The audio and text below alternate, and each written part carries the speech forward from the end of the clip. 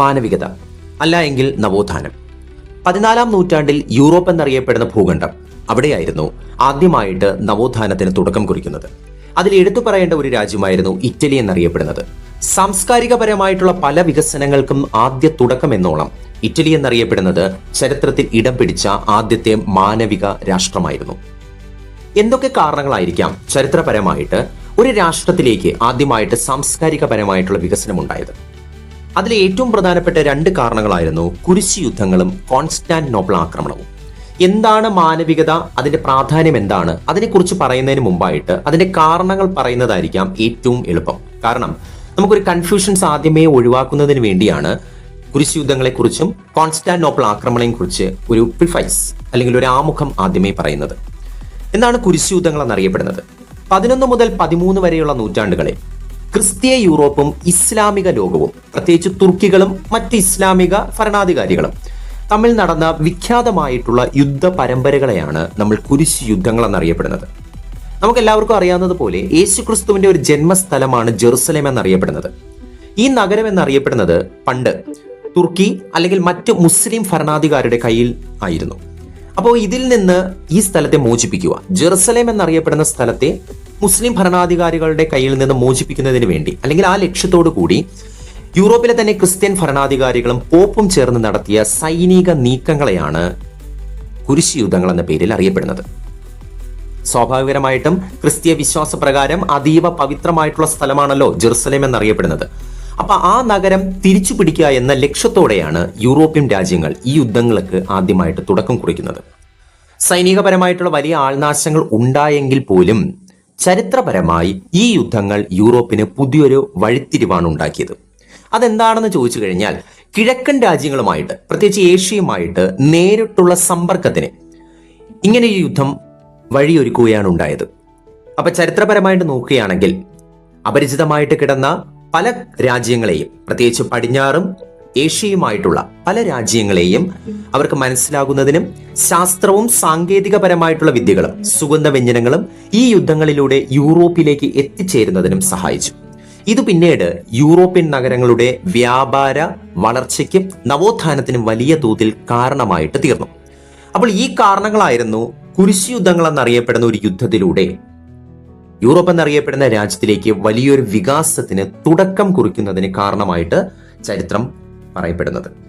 2ാമത്തെ പ്രധാനപ്പെട്ട കാരണമായിരുന്നു the fall of Constantinople. 1453 കോൺസ്റ്റാന്റിനോപ്പിളിന്റെ പതനം. നിങ്ങൾക്ക് ഈ മാപ്പ് കാണുമ്പോൾ തന്നെ മനസ്സിലാവും, കോൺസ്റ്റാന്റിനോപ്പിളിന്റെ ചുറ്റും ഭാഗം എന്നറിയപ്പെടുന്നത്, അതായത് കടലിനോട് വളരെയധികം ചേർന്ന് കിടക്കുന്ന ഒരു രാജ്യമായിരുന്നു ഈ കോൺസ്റ്റാന്റിനോപ്പിൾ. പണ്ട് റോമൻ സാമ്രാജ്യം, അതായത് ബൈസാന്റിയൻ സാമ്രാജ്യത്തിന്റെ ഒരു ഭാഗമായിരുന്നു ഈ കോൺസ്റ്റാന്റിനോപ്പിൾ എന്നറിയപ്പെടുന്ന സ്ഥലം. അതിന്റെ തലസ്ഥാന നഗരിയായിരുന്നു. അപ്പോൾ ഈ ഭാഗത്തിലായിരുന്നു വാണിജ്യ മേഖലകളൊക്കെ വളരെ ആക്റ്റീവായിട്ട് നടന്നുകൊണ്ടിരുന്നത്. എന്നാൽ എങ്ങനെയായിരുന്നു തുർക്കികളുടെ ആക്രമണവും അധിനിവേശവും ഇവിടെ ഉണ്ടായത്? അക്കാലത്ത് കിഴക്കൻ റോമൻ സാമ്രാജ്യത്തിന്റെ, അതായത് ബൈസാന്റിയൻ സാമ്രാജ്യം, തലസ്ഥാനവും യൂറോപ്പിനെയും ഏഷ്യയും ബന്ധിപ്പിക്കുന്ന സുപ്രധാന വാണിജ്യ കേന്ദ്രവുമായിരുന്നു കോൺസ്റ്റാന്റിനോപ്പിൾ എന്നറിയപ്പെടുന്നത്. 1453 ഓട്ടോമൻ തുർക്കികൾ, അതായത് സുൽത്താൻ മെഹ്മദ്, ചരിത്രത്തിൽ പറയുന്ന വളരെ വിഖ്യാതനായിട്ടുള്ള ഒരു വ്യക്തിയാണ്. ഇദ്ദേഹത്തിന്റെ നേതൃത്വത്തിൽ ഈ നഗരം വളയുകയും ശക്തമായ പീരങ്കി ആക്രമണത്തിലൂടെ കോൺസ്റ്റാന്റിനോപ്പിൾ തുർക്കികൾ പിടിച്ചടക്കുകയും ചെയ്തു. അപ്പൊ ഈ തുർക്കികളെ ഈ ഭാഗം പിടിച്ചടക്കിയതോടുകൂടി നൂറ്റാണ്ടുകളായി ക്രിസ്ത്യാനികളുടെ നിയന്ത്രണത്തിലായിരുന്ന ഈ നഗരം ഓട്ടോമാൻ തുർക്കികളുടെ കൈവശമായി. അങ്ങനെ ക്രിസ്ത്യാനികളുടെ തന്നെ ഈ ഭാഗത്തുണ്ടായിരുന്ന, അതായത് നമ്മൾ റോമൻ എംപേഴ്സ് പഠിക്കുമ്പോൾ തന്നെ 3 പ്രധാനപ്പെട്ട കോണ്ടിനെന്റുകൾ, അല്ലെങ്കിൽ ഏതാണ് ചരിത്രപരമായിട്ട് നോക്കുമ്പോൾ പ്രധാനപ്പെട്ട ഭൂഖണ്ഡങ്ങളെല്ലാം റോമൻ എംപേഴ്സിന്റെ കയ്യിലായിരുന്നു. അപ്പൊ കിഴക്കൻ യൂറോപ്പിന്റെ ഭാഗമായിരുന്ന ഈ ബൈസാന്റിയൊക്കെ പിടിച്ചടക്കിയതോടുകൂടി ചരിത്രത്തിലെ തന്നെ വലിയൊരു യുഗം അവിടെ അവസാനിക്കുകയാണ്. അങ്ങനെ ഈ ഭാഗം പിടിച്ചെടുത്തോടുകൂടി കോൺസ്റ്റാന്റിനോപ്പിളിന്റെ പതനം യൂറോപ്യൻ ചരിത്രത്തിൽ വളരെ സ്വാധീനം ചെലുത്തുന്നതായിട്ട് നമുക്ക് കാണാനായിട്ട്. അങ്ങനെ ഈ നഗരം പിടിച്ചെടുത്തതോടുകൂടി ഏഷ്യയിലേക്കുള്ള പരമ്പരാഗത കരവ്യാപാര പാതകൾ യൂറോപ്യന്മാർക്ക് മുൻപിൽ അടഞ്ഞുപോയി. ഇത് പിന്നീട് പുതിയ കടൽ മാർഗങ്ങൾ കണ്ടുപിടിക്കാൻ, നമ്മളൊക്കെ നേരത്തെ ചരിത്രത്തിൽ പഠിച്ചതുപോലെ വാസ്കോഡ ഗാമയുടെയും കൊളംബസിന്റെയും, നമ്മുടെ കേരളത്തിലേക്ക് കടന്നു വരുന്നതും അമേരിക്കയെ കണ്ടുപിടിക്കുന്ന കൊളംബസും അല്ലെ, യൂറോപ്യൻ നാടുകളെ എന്താണ് മറ്റു സ്ഥലങ്ങളിലേക്ക് പോകാനായിട്ട് പ്രേരിപ്പിക്കുകയാണ്.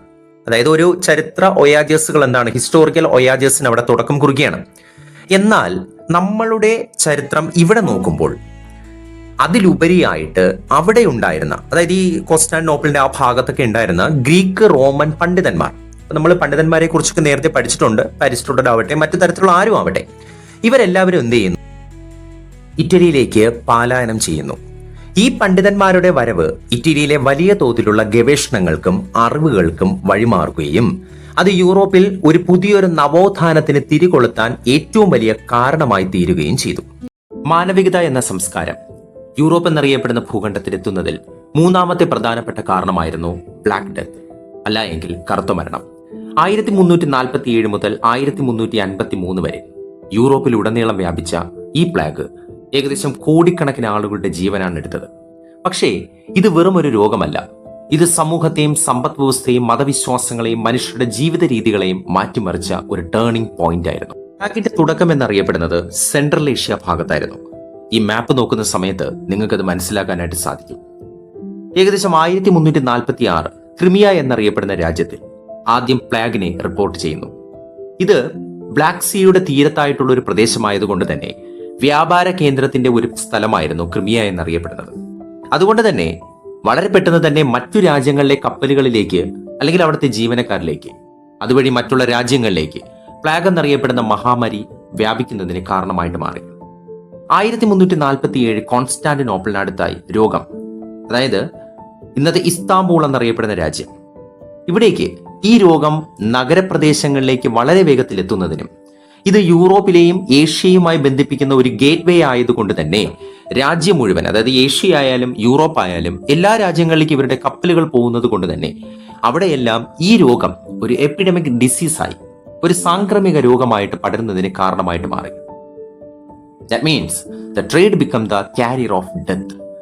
1347 മെഡിറ്ററേനിയൻ പോർട്സ്, ഇവിടെ നിന്നാണ് പ്ലേഗ് കപ്പലുകളിലൂടെ മെഡിറ്ററേനിയൻ കടൽത്തീര നഗരങ്ങളിലേക്ക് പകരുന്നത്. അതായത് നമ്മൾ നേരത്തെ പഠിച്ചിട്ടുള്ളതുപോലെ സിസിലിയ, ജനോവ, വെനീസ് തുടങ്ങിയ വലിയ സിറ്റികളിലേക്ക് ആദ്യമായിട്ട് ഇത് എത്തിച്ചേരുന്നു. ഈ രോഗങ്ങൾ എങ്ങനെയാണ് മറ്റുള്ള രാജ്യങ്ങളിലേക്ക് പടർന്നു പിടിച്ചത്? അതിന് പ്രധാനപ്പെട്ട കാരണം ഈ കപ്പലുകളിൽ ഉണ്ടായിരുന്ന എലികളും, അതായത് റേറ്റും അവയുടെ മേൽ ജീവിച്ചിരുന്ന ഈ ഫ്ലീസ് എന്നറിയപ്പെടുന്ന, അതായത് ചെള്ളുകളുമാണ് ഈ രോഗം ലോകം മുഴുവൻ വ്യാപിപ്പിക്കുന്നതിന് കാരണമായിട്ട് മാറിയത്. ഇതിന്റെ ഫലമായിട്ട് തന്നെ 1348 ഇറ്റലി, ഫ്രാൻസ്, സ്പെയിൻ എന്നറിയപ്പെടുന്ന വലിയ രാജ്യങ്ങളിൽ ഈ പ്ലാഗ് എന്നറിയപ്പെടുന്ന മഹാമാരി ഇവിടെയെല്ലാം വ്യാപിക്കുന്നതിന് കാരണമായിട്ട് മാറി. ട്രേഡ് അതിന് വലിയൊരു കാരണമായി തന്നെയായിരുന്നു. അപ്പൊ ഈ രാജ്യങ്ങളിലേക്ക് എന്ത് ചെയ്യുന്നു? ഈ പറയുന്ന മഹാമാരി എത്തുന്നതിന് കാരണമായിട്ട് മാറുന്നു.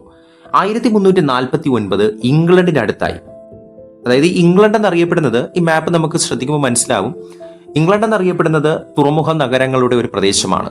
കടൽ തീരത്തിനോട് ഏറ്റവും ചേർന്ന് കിടക്കുന്ന ഒരു രാജ്യമായതുകൊണ്ട് തന്നെ വളരെ വേഗത്തിൽ മറ്റു രാജ്യങ്ങളെ പോലെ, അതായത് ഇറ്റലി ആവട്ടെ, സ്പെയിൻ ആവട്ടെ, ജർമ്മനി ആവട്ടെ, ഈ രാജ്യങ്ങളെല്ലാം പോലെ തന്നെ ഇംഗ്ലണ്ടിലേക്കും അവിടുത്തെ ഗ്രാമപ്രദേശങ്ങളിലേക്കും ഈ രോഗം പടർന്നു പിടിക്കാനായിട്ട് തുടങ്ങി. അങ്ങനെ ലക്ഷക്കണക്കിന് പേർ ഇംഗ്ലണ്ട്, ജർമ്മനി, ഇറ്റലി പോലുള്ള രാജ്യങ്ങളിലേക്ക് മരിച്ചു വീഴുന്ന അവസ്ഥയിലേക്ക് പോകുന്നു. എന്തുകൊണ്ടാണ് ഇത്ര വേഗത്തിൽ ഇത് പടരുന്നതിന് കാരണമായിട്ട് മാറിയത്? നമ്മൾ ആദ്യം സൂചിപ്പിച്ചതുപോലെ തന്നെ ഒരു ട്രേഡ് സിസ്റ്റം ആയിരുന്നു. ട്രേഡ് റൂട്ടുകൾ, ഈ ഭാഗങ്ങളിലേക്ക് കപ്പലുകൾ എവിടേക്ക് പോയിട്ടുണ്ടോ അവിടെയെല്ലാം ഈ രോഗങ്ങൾ പടർന്നു. പിന്നെ നേരത്തെ പറഞ്ഞതുപോലെ റേറ്റും ഫ്ലീസുകളും ചെള്ളുകൾ ഇവയൊക്കെ വളരെയധികം കാരണമായിട്ട് മാറി. അതുപോലെ തന്നെയാണ് മറ്റു പ്രധാനപ്പെട്ട കാരണങ്ങളായിട്ടുള്ള ക്രൗഡഡ് സിറ്റീസ്.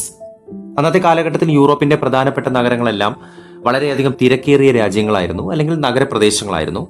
അതുകൊണ്ട് തന്നെ ഈ തിരക്കുകൾ കാരണം തന്നെ ജനങ്ങൾക്ക് ഒരുമിച്ച് ഇങ്ങനെ ജീവിക്കേണ്ട ഒരു അവസ്ഥ വന്നു. അവിടെയെല്ലാം ഈ എപ്പിഡമിക് ഡിസീസുകളെല്ലാം പടരുന്നതിനും കാരണമായിട്ട് മാറി. ഇത്രയും തിരക്കുള്ളത് കൊണ്ട് തന്നെ പുവർ സാനിറ്റേഷൻ ആയിരിക്കാം, ശുചിത്വക്കുറവ് രാജ്യത്തിനകത്ത് ഇങ്ങനെ ഒരു രാജ്യത്തിനകത്ത് ഇത്രയും വലിയൊരു എപ്പിഡമിക് ഡിസീസ് കൊണ്ടുവരുന്നതിന് കാരണമായിട്ട് മാറി. അതുപോലെ തന്നെയാണ് ആധുനിക മെഡിസിന്റെ അഭാവം. അന്നത്തെ കാലഘട്ടത്തിൽ ഈ എപ്പിഡമിക് ഡിസീസുകളൊക്കെ കണ്ടുപിടിക്കാനായിട്ട് ശാസ്ത്രീയപരമായിട്ടുള്ള ഒരു തരത്തിലുള്ള സാധ്യതകളും ഇല്ലായിരുന്നു. ചെറിയ ചെറിയ മരുന്നുകൾ ലഭ്യമായിരുന്നു, പക്ഷേ ഇത്രയും വലിയ രോഗങ്ങൾക്കൊന്നും അന്ന് മെഡിസിൻസ് ഇല്ലായിരുന്നു.